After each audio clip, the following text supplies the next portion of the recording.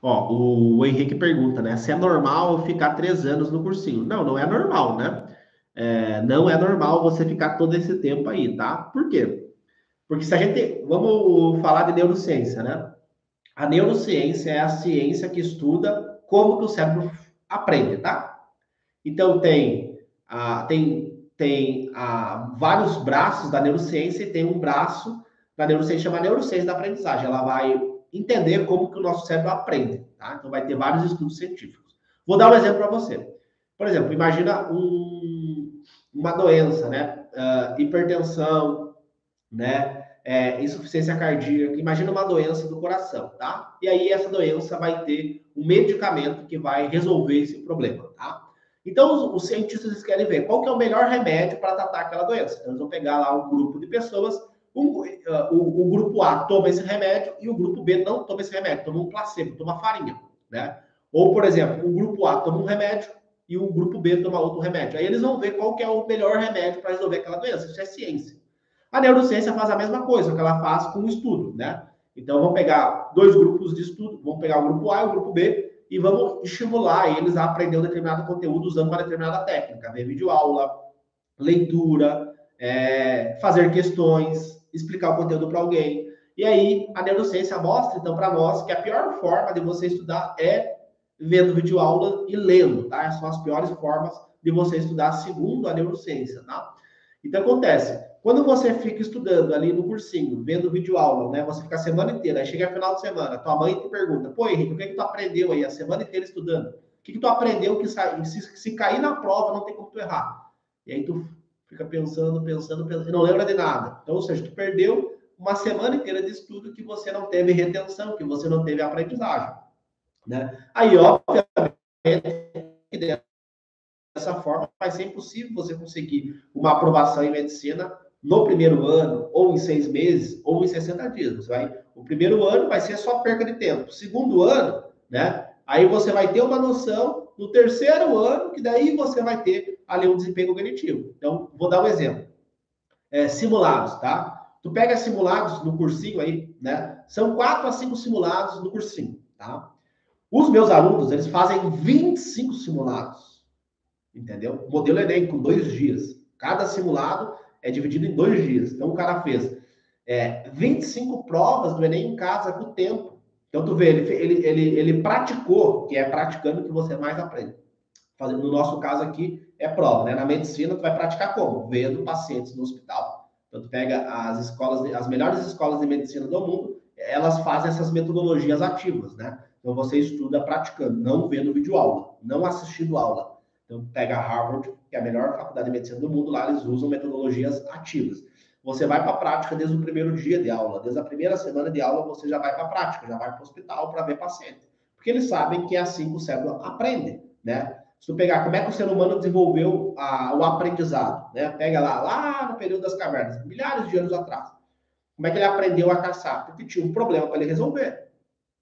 Ele estava passando fome, ele tinha que aprender a caçar. Quem não aprendeu a caçar, ficou para trás, não deixou descendentes para contar a história. Quem não memorizou onde tinha predador e onde que tinha alimento, não deixou descendentes para contar a história, ficou para trás, ficou no caminho.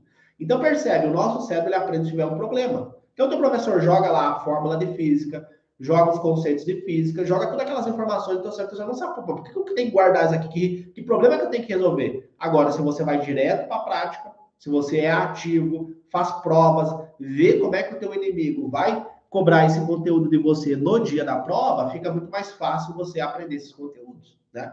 Então, tu pega, por exemplo, vou dar só esse exemplo de prova, tá? Então, assim, tu pega a maioria dos cursinhos, o cara faz 4, 5 provas no ano. O meu aluno faz 25 provas no primeiro ciclo dele de 60 dias. Então, ele já fez 5 vezes mais do que um vestibulando tradicional. Tu pega a redação, o cara faz uma redação por semana.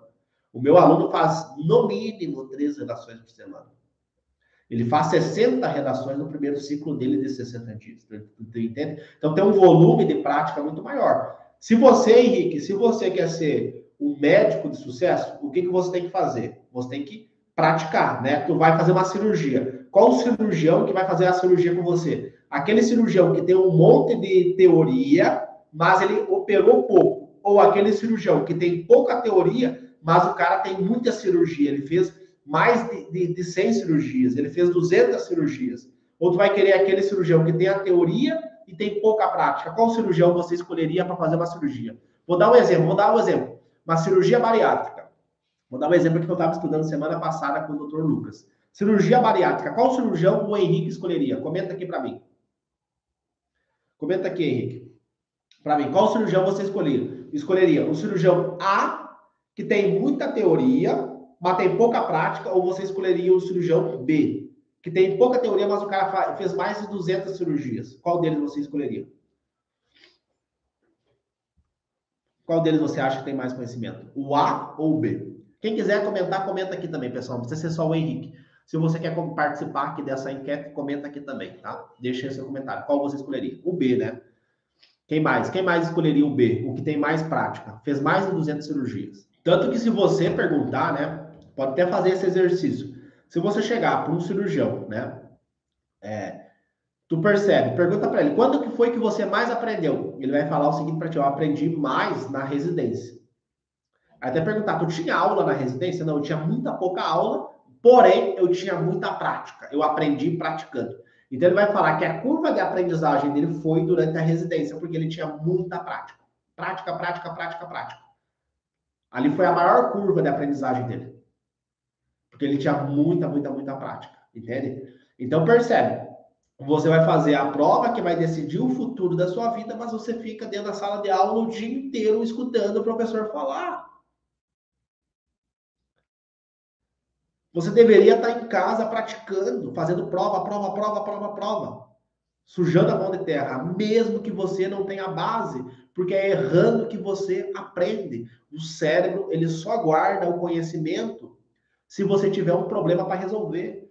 O cérebro humano desenvolveu as capacidades, desenvolveu, né, o córtex pré-frontal, que é a estrutura mais sofisticada do cérebro, ele desenvolveu essa estrutura praticando, com problemas para resolver. Começou lá, não sei caçar, então tem que criar uma ferramenta para melhorar a minha capacidade de caça, porque senão eu vou morrer de fome. A memória, guardar as informações. Então tem que memorizar que naquele local tem um predador e que naquele outro local da floresta tem comida. Quem não desenvolveu essas habilidades cognitivas não deixou descendentes para contar a história. Essa pessoa morreu. Então, ao longo dos milhares de anos, o cérebro foi desenvolvendo essa capacidade cognitiva de aprender e memorizar porque tinha problema para resolver, tá? Então, assim, é um tiro no pé a pessoa que fica anos ali, fica anos no cursinho, né? Assim, é bom para quem é dono do cursinho, né? O dono do cursinho é ótimo, né? Quanto mais tempo o Henrique fica lá, mais dinheiro ele ganha, né? E aí tem um comentário aqui, ó, tem um comentário, olha que poderoso, né? Oliveira, ela comentou assim, ó, sou uma ATM, né? Ou seja, ela é uma aluna do método Atleta da Mente. Minha vida mudou bastante, parece que o Léo abriu meu cérebro e consertou tudo. Olha que interessante, né? A Cida Oliveira, obrigado, querida. Olha que legal o comentário dela, né? Cida Oliveira, né? Parece que ele abriu o meu cérebro e consertou tudo, né? Então, assim, é muito legal isso. É comum, né, ver esses alunos falando dos ganhos imediatos, né? Os resultados imediatos que eles tiveram aplicando, né? O método que eu criei, né? Léo, por que tu criou esse método de estudo? Porque eu fui classificado pela escola como uma pessoa burra, como uma pessoa que não ia ter futuro na vida. Os meus professores da escola falaram isso para mim. Você não tem futuro, você vai ter o mesmo futuro, a mesma vida que teus pais, porque você não aprende, você não memoriza. Né? Eles falaram isso para mim. E aí depois a neurociência mostrou para mim que a culpa não era minha, que a culpa era da escola. A culpa era do cursinho por eu não ter passado em medicina, a culpa era deles. Eles eram os culpados, porque essa técnica de estudo não funciona.